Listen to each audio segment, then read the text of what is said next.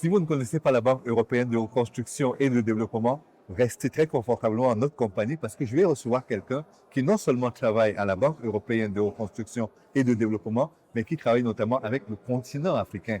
Et donc, nous parlerons avec Heike Hamgart de la Banque européenne de développement, que peut-être vous connaissez déjà, mais c'est toujours bien de faire des rappels. Qu'est-ce que c'est la Banque européenne de reconstruction et de développement? La Banque européenne pour la reconstruction et le développement a été créée en 1989, après la chute du mur de Berlin, pour soutenir la transition vers le secteur privé en Europe de l'Est et dans l'ex-URSS. Depuis, notre mission reste d'accompagner les pays vers une économie de marché. Après une expansion en Afrique du Nord et au Moyen-Orient,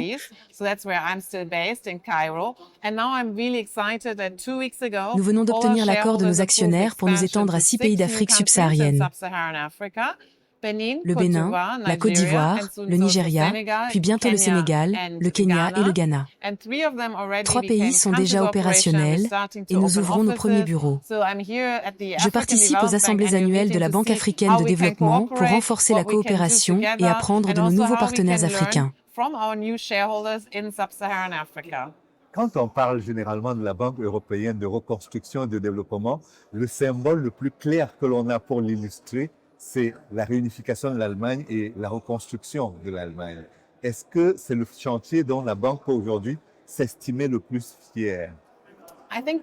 Je pense que l'une des grandes leçons de notre histoire, c'est que sans le secteur privé, il n'y a ni transformation, ni croissance possible.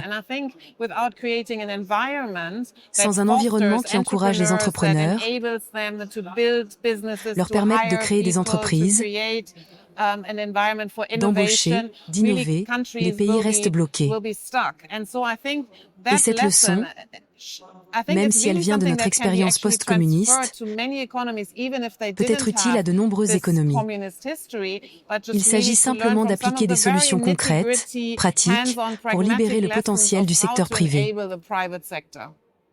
Et sur le continent africain, je voudrais dire, l'expérience que vous avez eue avec le secteur privé en Europe va être très importante parce que c'est souvent la couche des investisseurs qui est la moins soutenue par rapport à l'accès au crédit, par rapport à la possibilité d'étendre le marché, notamment avec cette zone de libre-échange continentale africaine qui se met en place. Est-ce que vous pensez qu'aujourd'hui, c'est le moment et c'est pour ça que vous êtes venu? Je crois sincèrement que l'expansion de la BERD en Afrique est un signal positif. C'est un signe de confiance dans le marché africain, dans les entrepreneurs du continent. Mais j'espère aussi que nous pourrons apporter quelque chose de concret, notamment plus d'accès à la liquidité, car les entreprises en ont besoin. Certaines recherchent des financements à court terme pour le commerce, d'autres ont besoin de financements à long terme, de dettes ou de prise de participation. Nous voulons également apporter des financements en monnaie locale dans les différents pays. J'espère donc que ce sera un signal fort pour ces économies, mais je pense aussi que c'est une opportunité pour la BERD elle-même, car je suis convaincue que nous allons rencontrer de nombreux entrepreneurs africains porteurs de projets solides, qui ont juste besoin de financement pour accélérer leur croissance. Comment avez-vous sélectionné les pays africains dans lesquels vous allez intervenir prioritairement dans cette première vague? Nos actionnaires ont, en principe, approuvé l'extension de notre mandat au continent africain, mais il n'était pas réaliste de s'étendre à 54 pays en même temps. Comme cela fait maintenant 12 ans que nous travaillons en Égypte, au Maroc et en Tunisie, nous avons voulu cibler des pays un peu connectés à cela pour aussi suivre certains de nos clients. Je retrouve par exemple des banques marocaines au Bénin ou des entreprises égyptiennes au Nigeria. Nous avons aussi privilégié des pays dont les gouvernements souhaitent donner un rôle central au secteur privé. Plusieurs critères ont été pris en compte et nous ne pouvions pas en sélectionner trop. C'est ainsi que les 6 pays actuels ont été retenus. Après avoir visité les 6, je peux dire qu'il y a un vrai dynamisme entrepreneurial, innovant et utile, avec des gouvernements qui veulent créer un environnement favorable aux entreprises, au commerce et à l'interconnexion régionale. Enfin, il faut aussi que les pays eux-mêmes veuillent travailler avec nous. Tous ont déposé une demande pour devenir actionnaires de la BERD. 3 le sont déjà, et 3 autres sont en voie de le devenir. C'est donc une collaboration mutuelle, une sorte de danse à deux.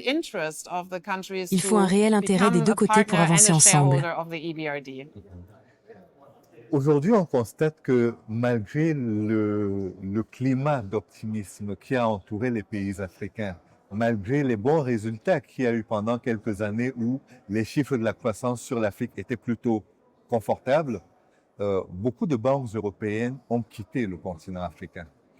Selon vous, pourquoi est-ce qu'il y a ce reflux et pourquoi vos banques européennes aujourd'hui de reconstruction et de développement pensez que c'est le moment d'accompagner les entreprises privées africaines?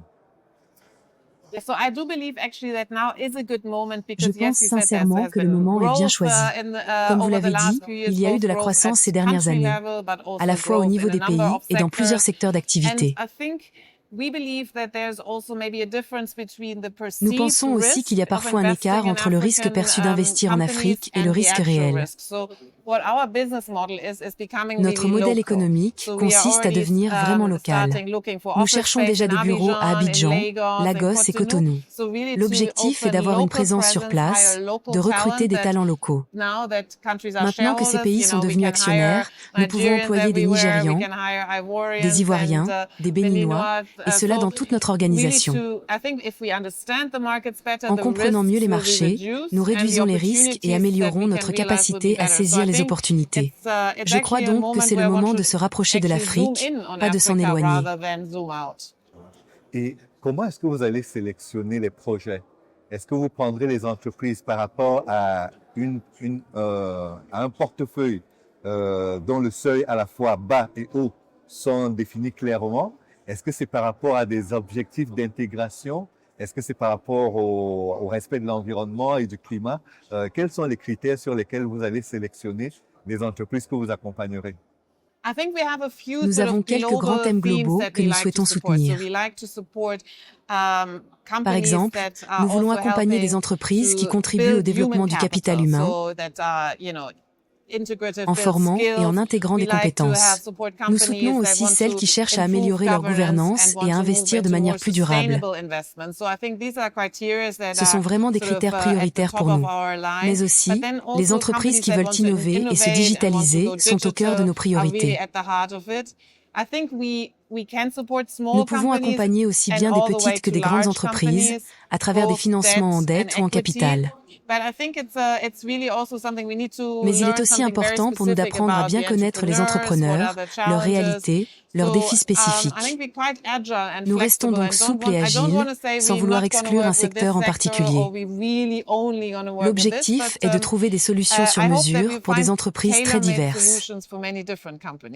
Sur la base de ce que vous avez déjà fait jusqu'à présent, quels sont les secteurs sur lesquels vous pouvez capitaliser aujourd'hui pour dire on comprend ces secteurs-là, on a une véritable expertise dans ces secteurs et on pourrait éventuellement dupliquer les exemples qu'il y a déjà eu dans les premiers pays vers d'autres pays? Je pense, par exemple, que nous avons beaucoup travaillé dans l'énergie solaire et éolienne. Nous avons financé l'une des plus grandes centrales solaires en Égypte, ainsi que des parcs éoliens au Maroc. L'énergie renouvelable et son raccordement au réseau, c'est un domaine dans lequel nous avons une forte expertise. Et je pense qu'il y a un grand potentiel en Afrique. Nous avons aussi abordé un autre sujet lors d'un panel, les marchés de capitaux. Par exemple, nous investissons dans des entreprises cotées et nous aidons des sociétés à se préparer à l'entrée en bourse, à remplir les critères nécessaires. C'est une compétence que nous avons développée. Récemment, nous avons aussi investi dans une émission obligataire d'une société ferroviaire au Maroc. Donc, apporter différentes formes de capital aux entreprises locales est vraiment l'un de nos domaines d'expertise, tout comme le renforcement des marchés financiers. Lors d'un panel avec la directrice de la Bourse du Ghana, elle a lancé un excellent appel à davantage d'investissements dans les bourses africaines. Et j'espère que nous pourrons jouer le rôle d'investisseur de référence dans certains de ces instruments. Okay. Mais quand vous prenez aujourd'hui le paysage africain, avec tous les projets qui se mettent en place, l'idée de lutter contre l'endettement excessif, l'idée de faire un fonds monétaire africain, l'idée d'avoir une monnaie commune africaine, comment est-ce que vous voyez l'évolution du marché africain, à la fois de l'accès au crédit, mais surtout du développement avec de bonnes pratiques en matière d'endettement? Je pense qu'il est absolument important de travailler avec tous les acteurs nationaux et régionaux. Nous ne voulons pas dupliquer ce que font les autres, mais plutôt travailler ensemble comme un écosystème de financeurs. Ce qui a aussi été un vrai défi, c'est de trouver des moyens de collaborer avec les fonds de pension locaux. Par exemple, dans certains projets en Égypte, nous avons réussi à mobiliser des fonds de pension pour des projets solaires, après avoir réduit les risques, afin qu'ils comprennent que c'était un secteur dans lequel ils pouvaient s'engager. Nous espérons donc travailler avec l'ensemble de l'écosystème et identifier notre positionnement, notamment en proposant des instruments qui ne sont pas encore facilement accessibles aux investisseurs locaux. Allez-vous intervenir directement comme banque ou allez-vous passer par des intermédiaires comme les banques existantes, des bourses ou bien des fonds d'investissement comme vous l'évoquiez? Nous faisons les deux. Environ un tiers de nos activités se fait avec des banques locales, des institutions de microfinance, des fonds d'investissement en actions ou en capital risque. Nous investissons dans ces structures pour atteindre les petites entreprises, celles qui nécessitent un réseau d'agences. Mais pour les entreprises plus grandes, nous investissons directement, en dette ou en capital. Un autre tiers concerne ces investissements directs dans des entreprises de taille moyenne à grande pour les accompagner dans leur développement.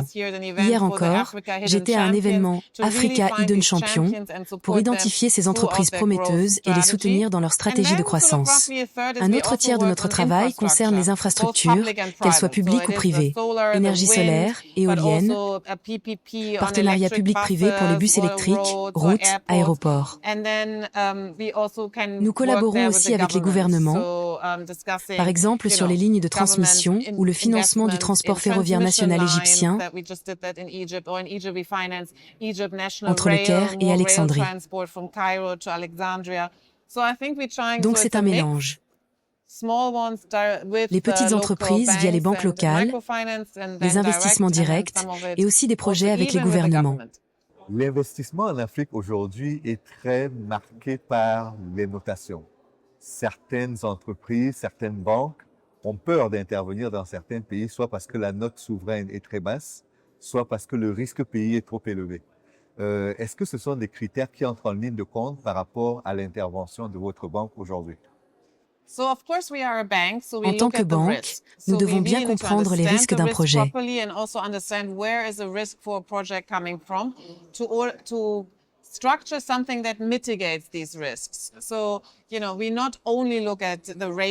Cela ne se limite pas aux notations d'agence. Nous analysons les risques spécifiques,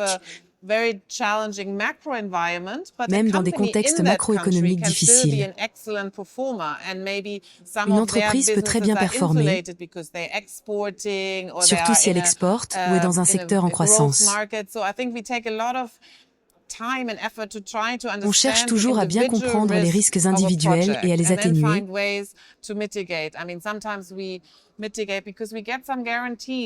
Parfois grâce à des garanties internationales. Mais nous évitons de trop compter sur des garanties souveraines, car les États ont souvent peu de marge budgétaire. L'essentiel est d'identifier les vrais risques et de trouver des moyens réalistes de les réduire. Quelle pourrait être l'intervention de la Banque africaine de développement? Quel soutien pourrait vous apporter la Banque africaine? Ou alors quel soutien pourrez-vous apporter à la Banque africaine de développement pour aider justement à l'émergence des pays africains? Nous Cela fait déjà 10 ans que nous travaillons en partenariat avec la Banque africaine de développement en Afrique du Nord.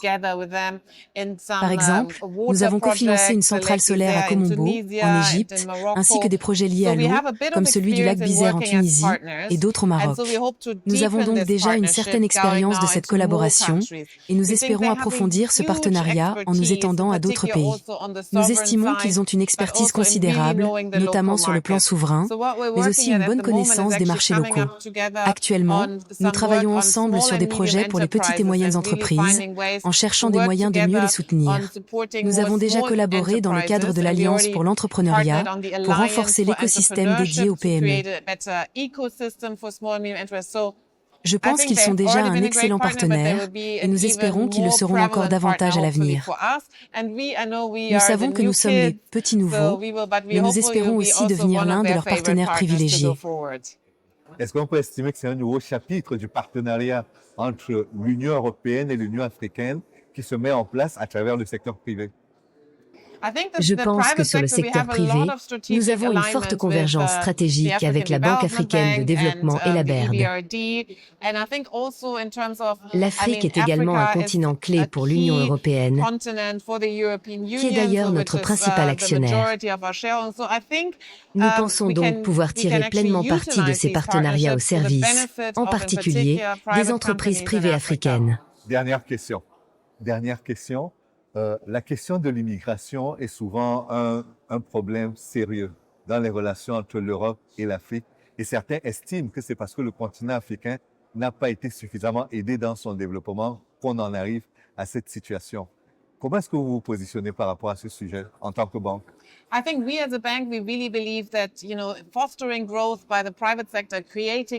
pense que c'est en fait le seul levier dont nous disposons. Nous sommes une banque.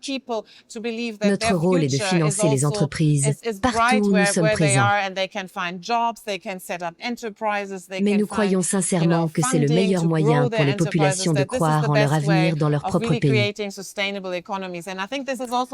Pouvoir créer ou développer une entreprise, accéder au financement, trouver un emploi localement, c'est cela, selon nous, la voie la plus durable vers le développement.